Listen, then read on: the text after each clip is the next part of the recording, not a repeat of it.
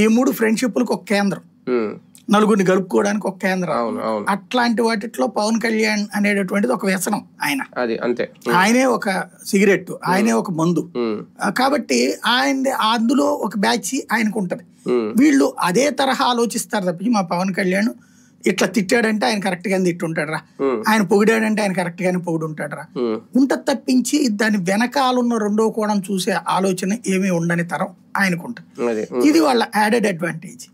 ఇక్కడ బాబు గారిని విషయంలోనో లేకపోతే ఇంకోటి కాకుండా పవన్ కళ్యాణ్ ఏంటంటే తన విజయానికి సంబంధించి ఎప్పుడు బాకాలు ఊదే వాళ్ళతో, వీళ్ళిద్దరూ కూడా చేసే తప్పు, ఈవెన్ జగన్ అయినా బాకాలు ఊదే వాళ్ళతో తప్పదు. మనకి అందరు క్రిటిసైజ్ చేసేవాడిని పక్కన పెట్టుకు తిరిగితే బాగోదు, బాకాలు ఊదించుకోండి. బట్ క్రిటిసైజ్ చేసేవాడిని డెప్త్ గా మాట్లాడే వాళ్ళతో కూర్చోండి.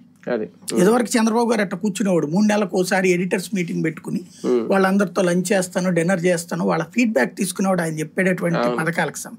ఇప్పుడంతా పొగిడేవాడిని తప్పింది దగ్గరికి రాని విమర్శించేవాడిని వాళ్ళు యాక్సెప్ట్ చేయట్లేదు. అదేనేది విమర్శ వద్దనినే కాదు, విమర్శని అవతల మనుషులుగా చూసే విచిత్రతత్వం అలవడింది.